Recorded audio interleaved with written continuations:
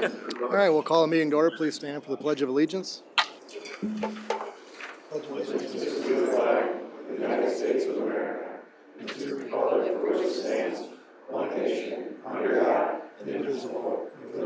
Justice for all. All right, welcome everyone. Tom, take the roll call, please. Mayor King. Present. Councilmember at Large Austin. Here. Councilmember Fisher. Present. Bashusta. Present. Ellie. Present. Postma. Present. Baker. 100%. Baskin. Present. We have a quorum, Your Honor. Thank you, Tom. Looking for a motion. Item number 1, the adoption of the agenda with the removal of item number 17. Need a motion? So moved. Second. All in favor? Aye. Opposed? The motion carries. Item number 2 is a motion approving our minutes from May 1st, 2023. Motion to approve. Second. All in favor? Aye. Opposed? The motion also carries. Item number 3, under recognitions and awards, Jerry. This guy, this cat, has given so much time to the community and the citizens that it's unbelievable, whether it was his job at the utilities or with different boards and commissions he served on for the past 100 years, and he still looks pretty good. Jerry McCarthy, we are honoring him today, and there's no doubt not a better person that we need to honor for their years and years of service. So I'll read the plaque we're presenting with Jerry today. In appreciation of Jerry McCarthy for service to the Austin Port Authority from September 25th, 1996 to April 1, 2023, and for serving as president from September 28th, 2005 to April 1st, 2023. Thank you for all your years of service to the Austin Port Authority, respectfully presented by the Austin City Council and Mayor Stephen King. So that Austin Port Authority certainly was absolutely the benefactor of your value add to that organization. And when I spoke with Jerry, I asked him what his favorite project was. I believe it was the old Temple, for those of us old enough to know about Temple Mall, that turned into Austin Packaging and then to the soon-to-be Apple Valley Pies, who knows? But I thought it would be far more glamorous of a project, Jerry, but that was one that he stands out in. Money in that one. So we'd love to hear from you. I know if you want to welcome your wife, Suzanne, or who else is here with you. Come up to the podium, Jerry. You look good there. Stand right there. We want to make this hurt a little bit because I know you don't want to be here. Told you I didn't want to do that. I know you don't. What would you like to hear? Well, yeah, it's city, it's county. To me, it was an honor to serve the Port Authority. And I think it's every citizen's obligation to contribute, however best I can. I just happen to have the luck of being involved in the Port Authority for all those years and all these projects that too numerous to mention. But there comes a time when you realize it's time to leave, and I found a good person to replace me. So I'm honored to leave, and I'm honored to have Jason take that over. Yep, it's great. Well, you left it in good hands, no doubt, and I know Jason will do a great job carrying it forward. But yeah, you've certainly. I appreciate you think it's every citizen's duty to serve, but at the capacity with which you served is amazing, Jerry. So we certainly appreciate your thoughtfulness and your respectfulness along the way. Anytime you heard your name involved, you just knew it was right and was going to be done right. So appreciate all your time and your effort, Jerry. So you want to step forward and get your plaque, that'd be great.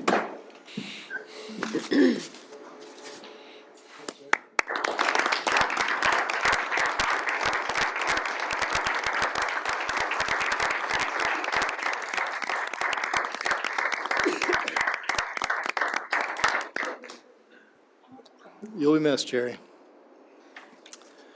Also under Recognitions Award, the Hometown Food Security Presentation, Molly Lanke and Major Jeff Strickler. Want to step up and tell us what's going on with the hometown food security? Thank you for the opportunity.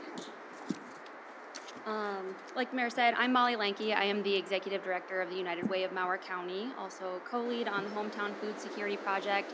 Honored to be joined by Major Jeff Strickler today, leader of our local Austin Salvation Army, certainly a key player in the food security landscape.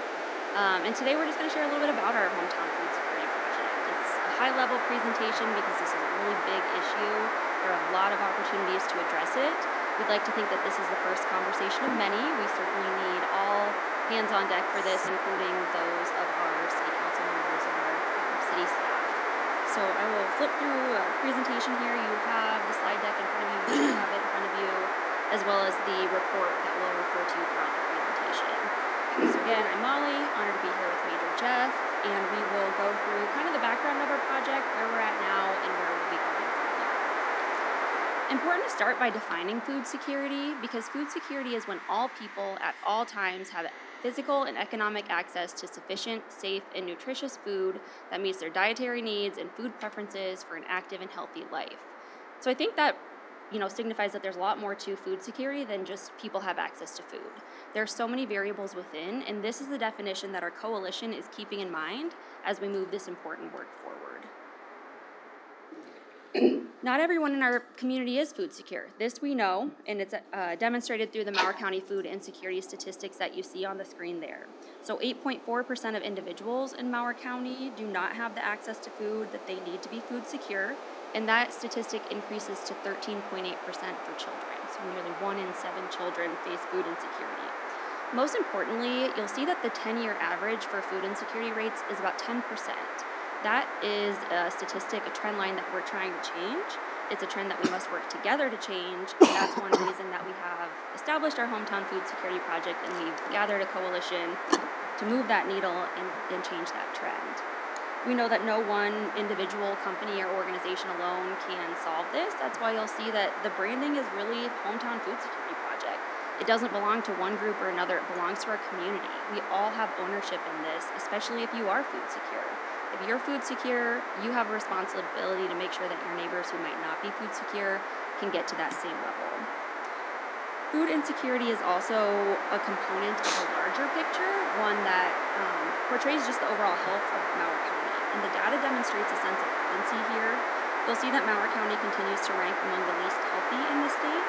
The latest county health rankings report puts us at 73rd out of 87 for health outcomes, which would be the length and the quality of life. And we're 69th out of 87 for health factors, which would be the social determinants of health, one being food access and food security. Who is impacted? Really, who's not impacted? Any person is one crisis, one medical emergency, one job loss away from facing food insecurity. We know that it impacts everyone from all walks of life, whether it be children or senior citizens to communities and beyond. To us, the question might be, what will we eat today? But to some, the question is, will we eat today? So can you put yourself in their shoes and imagine if that's the question that you would ask yourself? We decide which restaurant might we go to? Where do we order takeout from? What do we have in our fridge so we can cook a nutritious home-cooked meal? But some, again, are asking, will I eat today? And that's not acceptable. That's why we're here. That's why we established this project, assembled this coalition to change that. So how do we change that? Well, we're building a coalition, like I said, and here's where we've been. So we needed to set the foundation, and we did this about a year ago. It was last May that we gathered the community. Hormel Foods really initiated this community convening more than 50 community leaders to discuss the issue of food insecurity and talk about some of the opportunities that exist within. All in the room agreed that food insecurity is an issue, and there was an overwhelming response to just the need for moving this work forward. It was really important to have that conversation because we can't do it alone. We need all hands on deck, like I said. And I think the energy in that room really showed us that this is one of those critical issues. It's time to do more of the work that actually matters, less of the Band-Aid solution, and that was an outcome of that community convening. The project would be led by Hormel Foods and United Way, with guidance from the Baylor University Collaborative on Hunger and Poverty. They're a national expert in this food security landscape. It's been invaluable to have just a direct line to that group because they really know how to make a difference and how to move that needle. Then we needed to recruit participants. Again, we can't do it alone, so we recruited a small core team to get the project off the ground. We recruited with intention. Which populations and services do we want to represent? Who is that representative? And our core team, as you can see, really demonstrates that cross-sector collaboration that we talk so much about. We've had the right people at the table up to this point, but we're to a point now where the coalition is growing. We're so grateful to those who have been involved to this point because, again, we went through that startup phase. We were really kind of building this as we went along, but they remained committed, and we're so grateful for that. We set coalition structure through that startup phase, identifying a goal of decreasing the food insecurity rate to 3% or less, and highlighting the importance of how we approach this project. We are using the Agile methodology, very fortunate to have support from Hormel and their Catapult program, their Catapult expert really, Stephanie Postma, to help us ensure that we're moving the project along intentionally with impact and just we're not spinning our wheels. I think that's been a challenge in the past when similar efforts have gotten off the ground, because then you just kind of get stuck there and you're not sure where to go from there. So the way we're approaching the project is very intentional, and I think that's the big reason how we've made the progress that we have to date and why I'm confident that we'll continue down that path. We then engaged the community to assess the current food security landscape. We did this through surveys, forums, focus groups, really making sure that we were involving those with lived food insecurity experience, also involving those who are maybe doing work in this area right now. I think it's really important to acknowledge the fact that there are great organizations doing great work. It's just that we need to have more alignment when it comes to food security and make sure that we're communicating so that we can maximize our impact, maximize the use of resources, and just work more efficiently overall. The asset mapping phase concluded with a compilation of an assessment report, which you should have there. This is one that takes a holistic view of food insecurity and the contributing factors. It's a long one. I think you'll find it interesting, probably because, for one reason, the facts and figures really go beyond food insecurity. Like I said, it's those contributing factors. What are the demographics here? How might that impact our food insecurity rates? What's the financial capacity of our neighbors who might be burdened by childcare costs or housing costs? Who has, the transportation to get to a program, or who might be homebound or have a disability, and how can we get the food to them? So it's really interesting to go through the report, and I encourage you to do so because there are so many factors that contribute to food insecurity, but also relate back to some of the other work that the city works on. I think one thing to note is that some of the work around affordable housing, that helps food insecurity in the way that it helps free up the budget of some of those that are maybe cost burdened by housing costs, and then they don't have to choose between paying, their rent or their mortgage, or even when it comes to medical bills. It's all about just freeing up resources so people can buy what they need to really survive. The report also takes a deep dive into certain topical areas. One example would be SNAP, or formerly known as food stamps. SNAP presents a huge opportunity not only for food security, to get more people to the point of food security, but also from an economic development standpoint, and that comes down to that economic multiplier. If just one half of those who are eligible but not yet enrolled in SNAP were to enroll, it could be an additional $5.3 million in economic benefit to our county annually. So that's where it's important that we advocate, that we raise awareness around these resources. I think it goes back to this statistic though, the second one there, the Mower County population born in agriculture, we know that's about 11%. We know that we have a diverse community, that's an asset for us. But when you look at the fact that the rate of eligible adults from immigrant families who do not participate in food subsidies or housing subsidies actually is 1 in 7. So how can we eliminate that stigma, increase awareness, just help people understand the resources that are available to them so that they do have the food that they need. And an added bonus is that it benefits our economy at the same time. Finally, we turned our asset mapping phase into action planning. We convened nearly 100 community members last month to really workshop solutions. We're framing the work around the 5 opportunity areas that you see on the screen, in the green there, and we're still in that action planning phase, but soon we'll activate those action teams to move this work forward. So where do we go from here? Again, we're working on those action teams, prioritizing projects. It's important to compare potential projects to the report and some of those key facts and figures, some of the opportunity areas, to make sure that we're doing work that will make a difference. But as we look ahead, once those action teams and project plans are finalized and they're activated, they're executing the plans, it's really important to continue to assess the programs. This is a very dynamic issue. Some of the policies could change. There could be a new program in town that's, filling a gap or meeting a need. So it's important to continually assess, adjust, and evaluate to make sure that we're making an impact. So I'll hand it over to Major Jeff now just to share insights from a coalition member, especially a coalition member that does so much in this area already. And I'll have you share a few comments and we'll close it out. Thank you for the opportunity to share. One of the big reasons why Salvation Army is involved in this project is because we've been doing meeting basic needs throughout Mower County, Austin, for the last 127 years. And it's very near and dear to our heart. We serve with basic services and meeting needs and do that as best we can with resources that we have. We believe that helping our neighbors is an important thing for us to do. And also, too, for us as a church, it's also a spiritual prerogative for us to help people in need.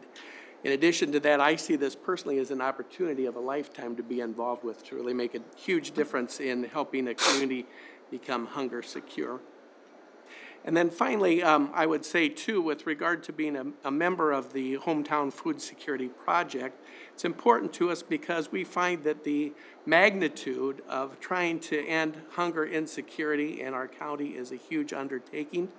We serve in Austin about 2/3 to 3/4 of the hunger insecure population, but more needs to be done to reach more people. We know that the level of support, the amount of food that's needed to make a huge difference and to really bring down the level of insecurity is important, and it's very big. A survey done the end of this summer for the state of Minnesota looking at food shelves showed that 57% of people that used food shelves got half or more of their food from the food shelf, which is a huge amount of food. And then the accessibility too. We want to be able to reach more places, at more times, more people, and to make accessibility much easier. Since we've been involved with the coalition, we've been able to double our distribution, the amount of people served, the speed at which we serve people. We've extended our hours for our food shelf, and for our community meals, we've started doing takeout meals. So we've already done a lot of things through the work of the coalition and their help to make a difference. So we look forward to doing more with the coalition. Thank you for your interest and support. And I think Major Jeff brings up a great point that we're after some of those bigger solutions, the big projects. If you were a participant at the action planning workshop last month, there's an actual bus prototype that was a Park It Market, and it's a celebration that we bring around to all the rural counties and also here in Austin.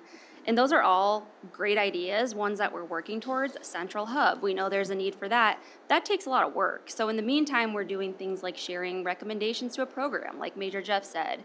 We hear from the community through the action planning phase or the asset mapping phase that maybe you need a little more access in the hours. So we're making an impact as we go along while still pursuing those, systemic, sustainable solutions.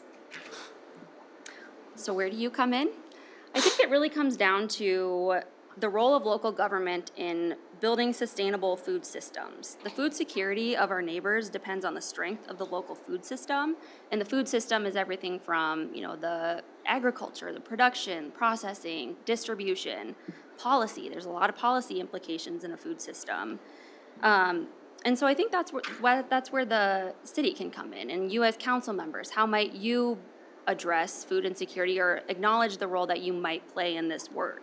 We ask that you support the community-led initiatives such as our project. We ask that you're an active participant in this, that you stay involved, that you stay up to date. If you have a question or if you have an opportunity where it might impact food security, consult with the coalition. I think, we've been in this work for a year, at least from the project level, but a lot of the members have been involved for many years from the program and the day-to-day work that they do. We ask that you consider food security when planning land access and use and continue to be an advocate there. One example would be the Salvation Army in need of a new building. So how might you help move that along? And also evaluate city ordinances and policies to identify those that might be restrictive to food systems and security. It's really interesting when you start to do the research of the role of municipalities and food security, and it can be something as simple as one word in a zoning law that would increase access to food or just help us move that needle a little bit more. I know those are big asks of you. I think maybe a more realistic ask would be to read the report. It might take a little bit of time, but know that there is a role that local government plays in food securities, especially when it comes to food systems, and we look forward to continuing to engage you as active participants in this work. So if there are any questions, I know you have other business to get to. You can direct them to me via email. My contact information is here on this slide. If there's time, I'm happy to answer a question or two, but I think the big thing is just know that we're one email, one phone call away, and we'd be really excited to continue to engage you in this work. I'm not sure who Oh, wore, yeah. who wore the hairnet Sorry. best. That's another thing. It's Baskin or Clark. It's between those two. I'm not sure who wore it best. You all look great. And see, this is another way that you can get involved in food security work is even volunteering, and then you can see the impact in action. Well, that's dynamite. You know, Molly, between you, the United Way and Salvation Army, those are very dynamic organizations that have been doing a lot of good for the community for so many years. And I think when you add your partners in your coalition, I just don't think there's a way this can go anywhere but Yeah. up and be successful. So appreciate all your efforts, and the engagement you've got so far from the community is absolutely amazing. So Yeah. keep it up. Important work. Council, Honored to do it. anything for Molly or Major Jeff? I just want to commend the group. I mean, I think you guys, I love how you're thinking big. It's not about a 1% change. It's about let's eliminate it. And you're taking such an intentional and strategic approach to addressing this. And I think what's exciting is not only is it going to create a lot of good things for Austin, but I think it creates a model that we can then use to replicate across the country. So big things coming, and we are happy to support it any way we can. Thank you. Thanks, Molly. Everyone. Thanks, Major Jeff. Thank you. All right, lastly, under recognitions and award, we have Buddy Poppy Days fastly coming up here, and read a proclamation. Whereas the annual distribution of Buddy Poppies by the veterans of foreign wars of the United States has been officially recognized and endorsed by government leaders since 1922, and whereas VFW Buddy Poppies are assembled by disabled veterans, and the proceeds of this worthy fundraising campaign are used exclusively for the benefits of disabled and needy veterans and the widows and orphans of deceased veterans. And whereas the basic purpose of the annual distribution of Buddy Poppies by the veterans of foreign wars is eloquently reflected in the desire to honor the dead by helping the living. Now therefore, I, Stephen M. King, Mayor of the City of Austin, Minnesota, do hereby proclaim May 26th and 27th, 2023 as Buddy Poppy Days, and I urge all patriotic citizens to wear Buddy Poppy as mute evidence of our gratitude to the men and women of this country who have risked their lives in defense of the freedoms which we continue to enjoy as American citizens. Thank you. Moving on to item number 4, the consent agenda. Need a motion? So moved. Second. All in favor? Aye. Opposed? Abstain. Motion carries with 1 abstention. Petitions and requests. Item number 5 is reviewing interfund loan agreement for TIF District number 17. Tom? As council may remember, at the May 1st meeting, we approved the tax increment financing plan for TIF District number 17, which is the affordable housing project to the east of the post office. As part of that process, the city council's agreed to advance some dollars, including a $615,000 loan at 1%, plus some other dollars into the project as grants from expired TIF districts, et cetera. The total TIF plan has estimated reimbursements or revenue coming in at the tune of $1.2 million. And in order for council to be able to capture those dollars back for the loans that we're giving them, we need to pass some interfund loan resolutions because we're in essence advancing the costs. So our attorneys at Dorsey and Whitney have created 2 resolutions for us that we need to approve separately. One is to approve the interfund loan agreement for the $615,000 at 1% simple interest. And the second interfund loan agreement is for the remaining $587,000 of potential available TIF, depending on if the valuation of the property goes up. Again, this is the next step in the process. We still have some other agreements, redevelopment agreement with Three Rivers, which will be the big one that'll come up at a future meeting. But this again allows us to start capturing costs related to that project and get tax increment reimbursement in the future when the building is built. Any questions for Tom, council? If not, looking for a resolution for 5A, approving the interfund loan agreement up to $615,000 at 1% simple interest. So moved. Second. Tom? Councilmember Fisher. Aye. Pashusta. Aye. Helly. Aye. Postma. Aye. Baker. You bet. Baskin. Aye. Councilmember at Large Austin. Aye. Resolution passes 7-0, Your Honor. And 5B is approving interfund loan agreement up to $587,749. Resolution. Second. Tom? Councilmember Fisher. Aye. Pashusta. Aye. Helly. Aye. Postma. Aye. Baker. Yep. Baskin. Aye.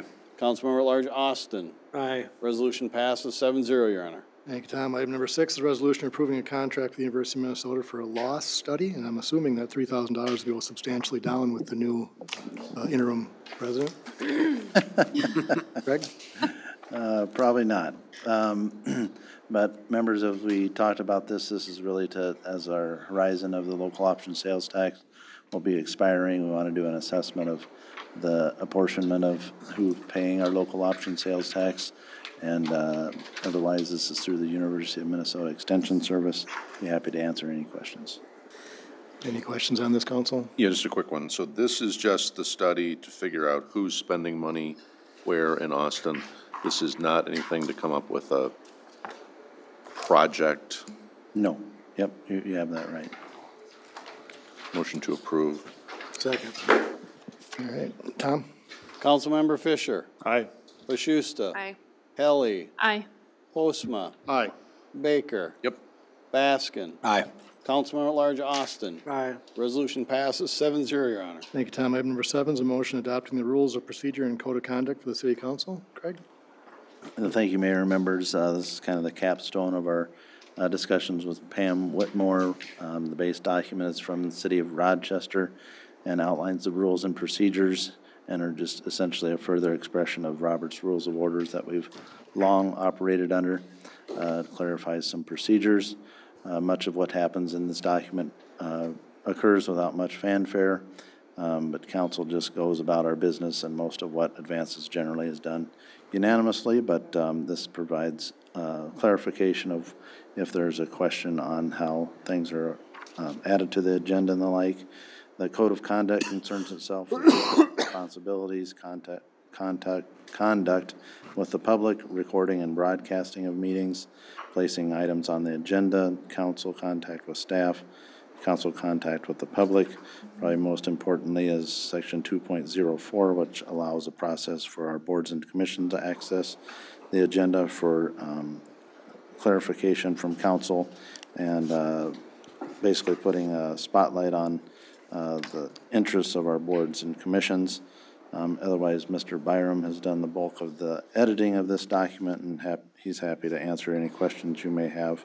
Otherwise, we're looking for approval. Thank you, Craig, and thank you, Craig. Any council, any questions on this item? If not, looking for a motion to approve. So moved. Second. All in favor? Aye. Opposed?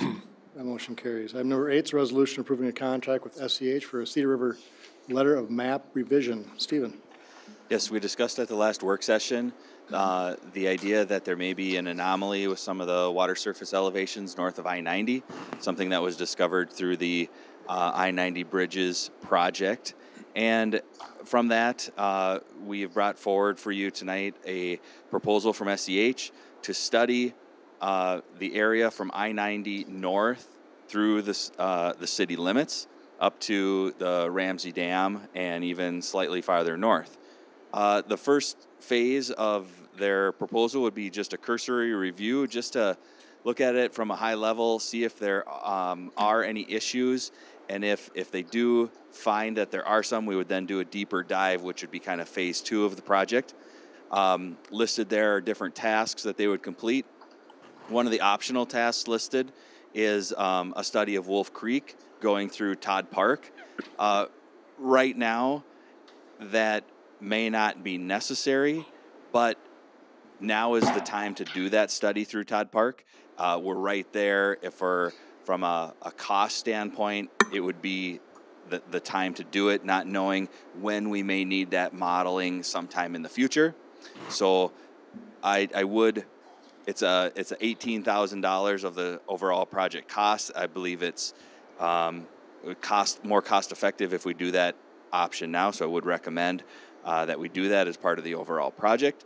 This takes a long time to do the study, get the review, comments back from FEMA, make any changes that are necessary. It's probably about a 12 to 18 month process.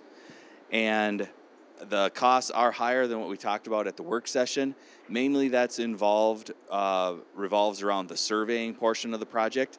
If you can imagine trying to survey through the wooded area north of the corporate office, that can be a very arduous task, and that is reflected in some of these higher surveying costs. But we will look around, see if we can bring some of that surveying cost down as we look for different consultants that could help us with that.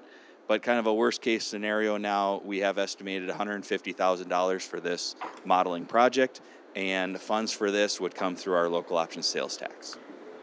It's interesting that when we're talking flood river map revision. We have a view of the mill pond here from Austin on the screen. It's awesome. Well done. Well done. Tourists are flocking. Yeah. Stephen, so, from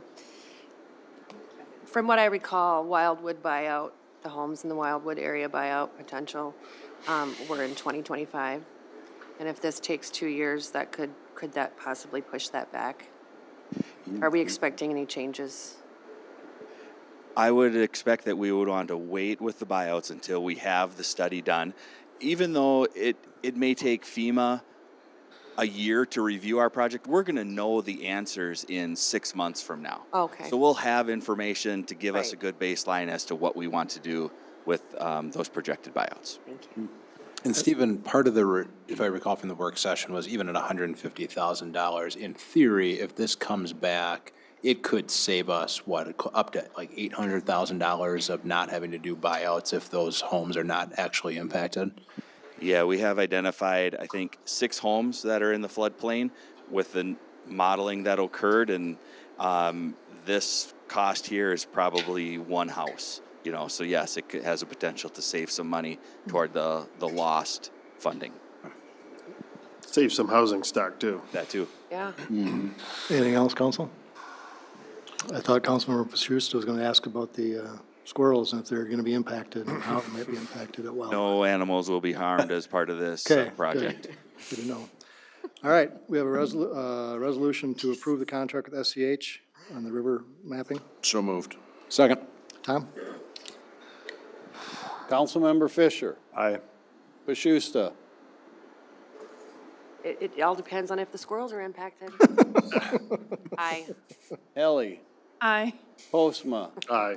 Baker. Good idea. Baskin. Aye. Councilmember at Large Austin. Aye. Resolution passes 7-0, Your Honor. Thanks, Tom. Item number 9 is resolution approving a wastewater treatment plant real property declaration. Stephen? As part of our grants and loans that we have secured for the treatment plant expansion, we need to ensure to the state that we own the property and that we will maintain ownership throughout the length of the loan, and actually 125% of the years of the loan. So it is a 20-year loan. So with the passage of this document, we're ensuring that we own it. We will maintain ownership for 25 years to secure the funding that we need for the project. Council, anything? Stephen, this is sort of related. I had a citizen reach out. They're curious about the footprint of buildings, in particular, if there's going to be new buildings going in areas where there are not with this project. I'm just kind of looking at the map. Can you tell us if there are going to be any? So the majority of the work is going on inside the current wastewater treatment plant fence, which is everything between the Cedar River and South Main Street. Mm-hmm. We currently have one building that is located outside of that. We have a building located west of South Main Street behind St. Mark's. And as part of this project, all of the work will be done inside the existing fence. There will be one vehicle storage building that's about 50 by 100 that will be located west of Main Street. So there will be an addition of one metal-sided building for vehicle storage that is going to be constructed outside of the current fence. Okay. Thank you. No wastewater treatment plant tankage or anything like that. All right, thank you. Looking for resolution for item number 9. So moved. Second. Tom? Councilmember Fisher. Aye. Pashusta. Aye. Helly. Aye. Postma. Aye. Baker. Yes. Baskin. Aye. Councilmember at Large Austin. Aye. Resolution passes 7-0, Your Honor. Thank you. Item number 10 is a resolution approving an individual control mechanism agreement with the Austin Tank Wash. Stephen? We review these periodically. Usually they come up at the end of the year. The reason this one is in front of you today is because this facility changed ownership. So we want to get the new owner under this agreement. And again, as with others, this regulates flow and strength coming from that facility, that tank wash located at 617 11th Street Northeast. We have in the past had some concerns or issues with the previous facility regarding some of their discharge. So we are maintaining some of those restrictions and requirements that we had applied to the previous facility. Those are carrying forward to the new one. And with those changes and additions, with the new ownership, we would recommend approval of this agreement. Normally we do a 3-year, but because we're in the middle of a year right now, we'd request extending this agreement out to December 31st of 2026 with Austin Tank Wash LLC. Council, anything from Mr. Lang? If not, looking for resolution by item number 10. So moved. Second. Tom? Councilmember Fisher. Aye. Pashusta. Aye. Kelly. Aye. Postma. Aye. Baker. Yes. Baskin. Aye. Councilmember at Large Austin. Aye. Resolution passes 7-0, Your Honor. Thank you, Tom. Item number 11 is accepting the donations of the city of Austin, and please allow me to recognize the donors. Austin Area Foundation donated $349 to the Dog Park Endowment. Spruce Up Austin donated $1,704 to the benches in Honor Guard Park. $250 was donated by Gareth Hayte for the Bike Club, and $500 from Liesl Schindler to the Bike Club. With those, we need a motion or a resolution to approve. So moved. Second. Tom? Councilmember Fisher. Aye. Pashusta. Aye. Kelly. Aye. Postma. Aye. Baker. Yes. Baskin. Aye. Councilmember at Large Austin. Aye. Resolution passes 7-0, Your Honor. Thanks, Thomas. Item number 12 is resolution approving an annexation agreement with Austin Township. Holly? Yeah, it's been a little while since we've done an annexation. This one is regarding property at 1606 10th Drive Southeast. Property, Mauer County has began an enforcement action in 2022 regarding a non-compliant on-site septic system, which then started the discussions with the city of Austin about annexation and connection to our sanitary sewer. This property is a multi-unit residential property. The big takeaways tonight, actually, in this instance, we need to do a joint resolution. So the city of Austin would need to approve this resolution, and the Austin Township will be also looking at this resolution at their meeting this evening. And I would normally attend, but I have a work session item, and they graciously said they would just move forward without me, but it shouldn't be a problem. This is pretty much exactly the same as all the other annexation agreements that we've done with Austin Township. The big takeaways are that there's an agreement for reimbursement of taxes that goes through 6 years, basically to limit the impact on the budget of the township. In this instance, won't be very big. Also, the property would be zoned RO, residential office. It's in kind of an industrial area, although it's currently a residential property. That's about it, if you have any questions. Council, anything? We're expecting Austin Township to go along with this, Molly? Yes, I have not heard anything negative, and we've been through the difficult annexations before, and in these kinds of circumstances, I think we've all agreed that it's appropriate. Okay. Thank you. Holly, am I seeing this correctly in the photo? It's circled in blue. Does that mean it's not actually contiguous or connected to any other part of the city right now?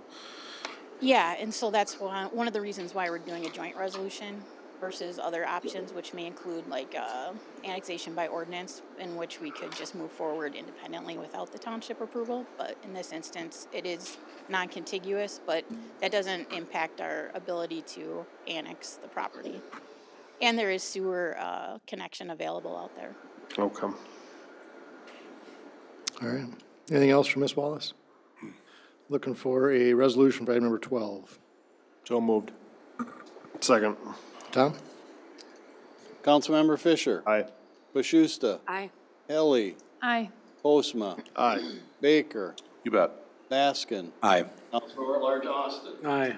Resolution passes 7-0, Your Honor. Thank you, Tom. Item number 13 is a motion reviewing a fence appeal from Heather Knutson for approval or denial of fence variance request. Holly? Yeah, mayor and council members, during the May 9th, 2023 meeting of the Austin Planning Commission, the commission reviewed a fence appeal submitted by Heather Knutson for a proposed 6-foot privacy fence installed on the property line of the rear side yard. The property is located on a corner lot. Our ordinance requires a 12.5-foot setback from the property line for privacy fences on corner lot side yards. The Planning Commission, with 6 members present, voted unanimously to recommend to council to approve the fence appeal. The recommendation comes from a discussion of the impacts on neighboring properties, public right-of-way, review of practical difficulties, and reasonableness of the petitioner's request. Thank you, Holly. Council, any questions on this matter? Motion to approve. Second. All in favor? Aye. Opposed? Motion carries. Item number 14 is a motion reviewing a variance request from Brian Bakken to 14A, approve or deny the variance request. Holly? Yeah, this is also, again, from the Planning Commission, as noted. The petitioner, Brian Bakken, requested a variance from our ordinance requiring a total aggregate area of accessory structures to be limited to 1,800 square feet for properties exceeding 1 acre located within an R1 single-family residence district. The petitioner has requested a 240 square foot variance to do an addition onto one of his detached garages. The home currently does not have an attached garage, so the petitioner has exceeded, as noted, the aggregate limit. The property in question is approximately 1.1 acres. With the proposed addition, the total lot coverage with structures would be approximately 7%, 40% is allowed. After review, the Planning Commission, again with 6 members present, unanimously recommended to recommend approval to the City Council. The Planning Commission made the following findings regarding this request: that the requested variance is in harmony with the general purposes and intent of the zoning ordinance, that the variance, if granted, would not alter the essential character of the locality in which the property is situated, that there are circumstances unique to the property not created by the landowner, and that the landowner intends to use the land in a reasonable manner not permitted by the ordinance. Okay, any questions, council? Motion to approve. Second. All in favor? Aye. Opposed? Motion carries. 15 is a motion reviewing a variance request from Thomas and Lisa Dunlop, approving or denying the variance request. Holly? Also a garage addition, but a little bit different issue. The petitioner has requested to build an addition which would be within 0.5 feet or half foot of the property line at its closest point. The property in question is approximately a third of an acre. With this proposed addition, the total lot coverage of structures would be approximately 27%, 40% allowed. The Planning Commission, with 6 members present, voted unanimously to approve, to recommend approval to the City Council with the same recommendations as the prior Council, matter. sorry, council, any questions? Any objection from the adjacent property owner? No, I didn't hear from anyone on any of the issues that required notice. Okay, thank you. Move to approve. Second. All in favor? Aye. Opposed? Motion carries. Item number 16 is a resolution approving a notice of intent for annexation. Holly? All right, I got that one. Okay. So as you know, we've talked about this previously. There are portions of I-90 and other public right-of-way in the city that are not annexed. It just creates gaps in jurisdiction and issues with overall planning. This kind of property and the way it's situated, we have to we initiate the annexation by doing a notice of intent to annex. And so this is just a resolution indicating the city's notice of intent to annex, and then I will send that to the individuals and entities required by statute. All right, council, any questions for Ms. Wallace? If not, looking for a resolution. So moved. Second. Tom? Councilmember Fisher. Aye. Bashusta. Aye. Helly. Aye. Postma. Aye. Baker. You bet. Baskin. Aye. Councilmember Large Austin. Aye. Resolution passes 7-0, Your Honor. Thanks, Tom. Item number 18 is granting a planning and zoning department authority to remove junk and/or garbage from the following locations. 18A is 1509 8th Ave Northwest, the Dutcher property. Need a So motion. moved. Second. All in favor? Aye. Aye. Opposed? Motion carries. 18B, the address is 1001 23rd Avenue Southwest, the Gustafson property. So moved. Second. All in favor? Aye. Opposed? Motion carries. 18C, 808 First Ave Northwest, the Gallardo property. So move. Second. All in favor? Aye. Opposed? Motion carries. On to citizens addressing the council. Anyone here, other than Elaine? No, we kid, we joke. Elaine, step forward, please. What do you have tonight? Gosh, such a warm welcome. Sure Thank is. you. I appreciate that very much. Every time. Actually, today I am just really here to say thank you. We have just completed Leadership Austin, our 17th cohort, and Denver was one of the people in that cohort. And the success of this program wouldn't happen without the support of the city of Austin and the many department heads that help us. Craig, appreciate your help with the government day. Chief McCoy, thank you very much for giving the people the opportunity to save the baby again this year. It was good. And Chief McKeegan also, it was very informative to them. And thank you, Dave Merrill, for your help, and Julie. And I also wanted to just let you know there are 25 new leaders ready to go to work. So we need to give them opportunities to engage. Yes, Denver, I see you. I know you're engaged, but we need to get the other 24. Good. I also just wanted to thank the city for their help with the upcoming 4th of July parade, which will be on Tuesday, July 4th. The parade route will be down Main Street as it always is. Just want to clarify that because people call and ask, what day is the parade and where's it at? So When do you start 11 o'clock. forms, though, to form? Oh, they're out? Are they out? Yep, we are open and accepting registrations for people to be in the parade. Look forward to having all of your smiling faces. You can join us in the parade or attending the parade. We're excited this year to be recognizing Glenn Baker as our Grand Marshal. Nice. So that'll be super fun. I want to thank Dave for his extra help recently. We recorded a chamber chat about the Emerald Ash Borer situation and trying to clarify that. So we appreciate that extra support that Dave has given us on some projects and helping us to figure out some things for the parade too. So just wanted to say thank you. So when I come, it's not always bad. We're always very welcoming when it's a thank you. Thanks, All right. Diane. Appreciate it. One of the big things that Leadership Austin cohort recognizes what a great community we have. And I think we just need to find ways to shout that out to the world and change that message that Austin is a great place. And to not, it's painful when people are saying, oh, I'm sorry, we're only Austin. We need to change that message. So thank you very much for everything that you do in your service. And I look forward to visiting you again soon, Mayor King. Thank you very much. We always appreciate you, Elaine. Thank you. Anyone else from the public wishing to speak? Then we'll move on to the honorary council member comments.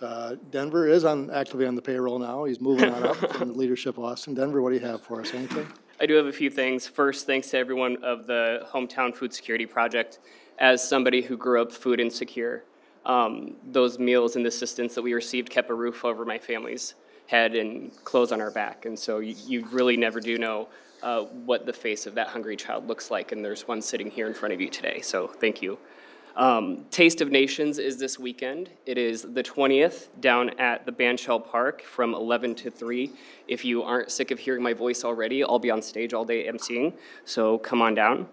And then finally, next week on the 23rd, there's a ribbon cutting at Nexus Girard. So it's to the Family Healing Center. And this is a great organization that when you think of Girard, a lot of the time you think of the students there, but this is really about healing the whole family and giving them private space to become that family unit that they're striving to. So come out to that ribbon cutting. That's all. Thank you, Denver. I appreciate you sharing that personal experience with food insecurity. Thank you. Craig, reports and recommendations.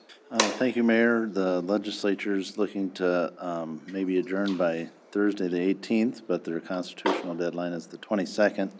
This last weekend's been a little bit of an interesting roller coaster ride.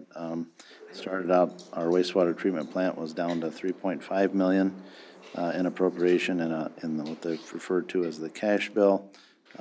Late influx takes us back to the $14.5 million of the spreadsheet that they've released. I'm not sure of the actual time that they're going to vote on it at the legislature, but kind of a minute-by-minute proposition of dysfunction, but hopefully we'll come out with $14.5 million at the end of the rainbow here. So otherwise, Mr. Lang has an item. Stephen.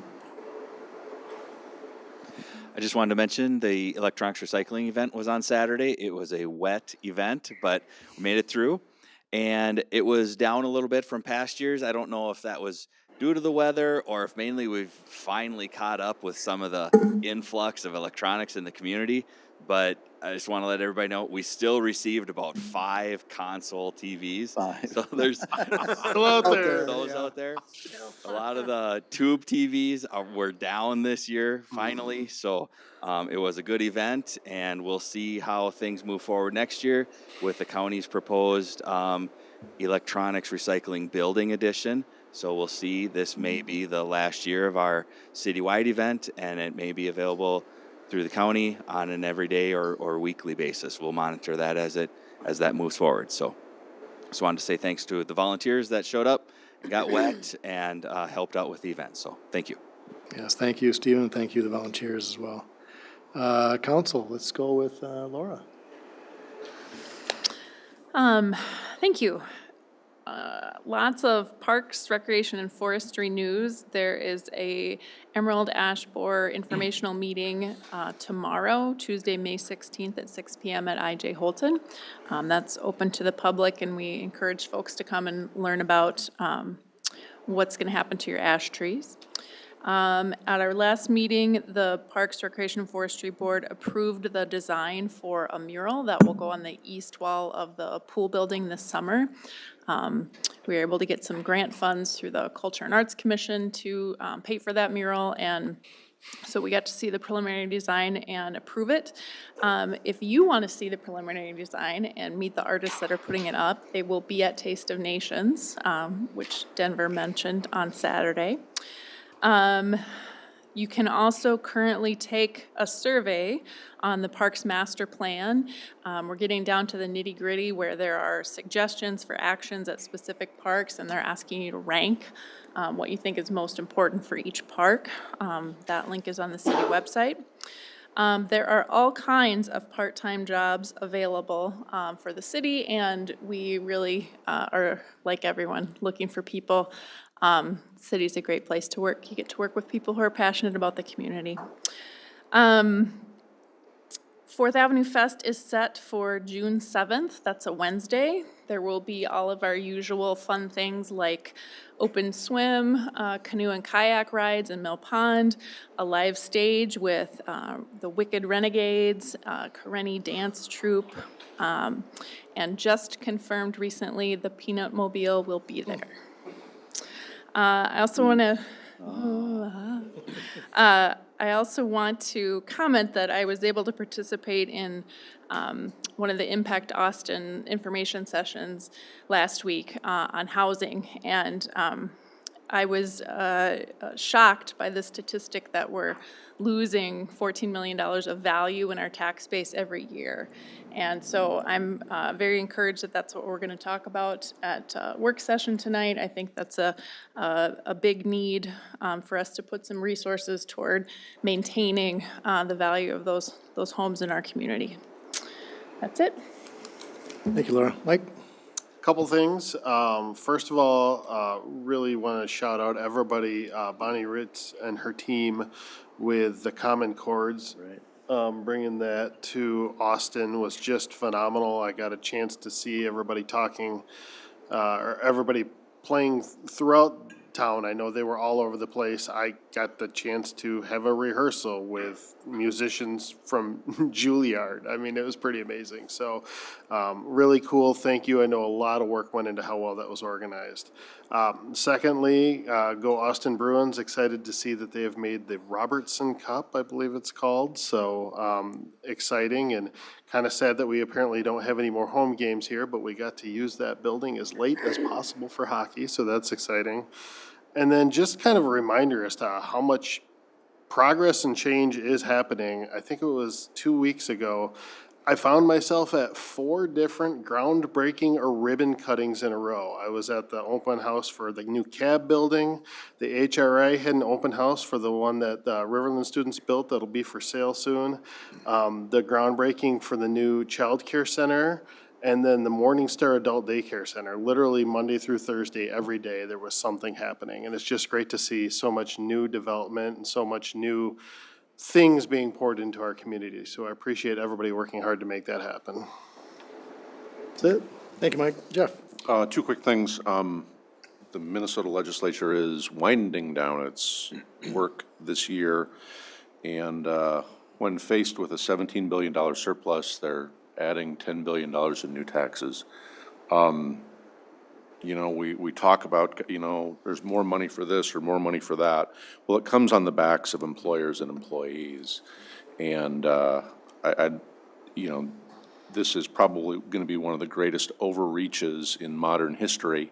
I'd encourage you to contact the governor, probably in vain, but we've got real tax competitiveness problems facing our state.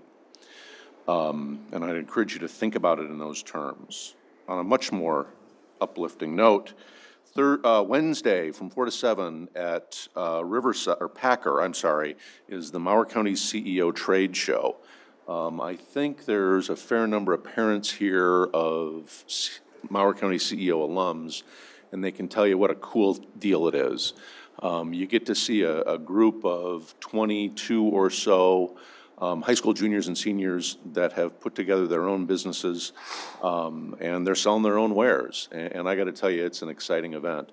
An interesting statistic about that class is this is the 5th class that has taken Mower County, well, Pacelli and Austin High students. The average number of white males in that class is 3. So it's a group of young people that really reflect on our community and really reflect on them well. I'd encourage you to swing by the arena if you can. That's it. Thank you, Jeff. Jeff? Just want to report, library board, the library did hold a fundraising event this past Wednesday on May 10th, and construction is scheduled to be finished by early June. So it's looking really good. So if you haven't had a chance, get down there and check it out. Good, thank you. Jason? Couple items, would echo Councilman Baker's conversation about the CEO. You know, to put it in perspective, we know that these are students that are more likely to come back to Austin, or have at least expressed a greater willingness to come back. And I think you look at all the stats and everything, but what really drove home to me is I was talking to one of the young gentlemen that I mentor, and what he told me, he's launched his business, he's live, and as we were walking up to the front of the office, he goes, you know, like a year and a half ago, I just wasn't sure that school was for me. Like, I knew I was smart, but I wasn't sure that I could do this. And now he's like, I've launched a business, I'm making money on the business, I'm gonna graduate this spring. He's like, I know I can do anything now. And so that is the power of that program, well beyond the numbers. City of Austin survey is live now, so if you want to make your voice heard in the community, great opportunity to do that on the city website, and I'm sure we share that out. And would appreciate the work that Representative Mueller continues to do in support of the bonding bill. Would encourage Senator Dornick to offer a similar level of support. And then finally, thank you, Dave, to the Park and Rec Department for all the work you guys are doing to get the facilities ready for the summer. I know 10U girls softball certainly appreciated the field being semi-dry tonight, but definitely a part of our community that is very well utilized, and a great opportunity for our youth to get out and about and active and learn great skills. So, thanks, JJ. Paul? I have nothing, Your Honor. I think it's all been said. I was just gonna say that. I was going for longer than Laura. I'm not sure if I got that. Anything? I have nothing as well. Okay. Well, you guys have set the table nicely. I was going to comment on this. I want to publicly recognize the council for the work they do. It's not only visible here on your first and third Mondays, but the impact you have every day through your thoughtfulness and your engaging in the community, whether it's attending a ribbon cutting or any other activity or any other commission that you might serve on. So this is a job that is a sacrifice for families. It's a sacrifice for your professions and anybody that knows you. But it's certainly, as the public might see, a first and third Monday meeting. It's far more than that, and I really do appreciate the engagement that you guys bring to it.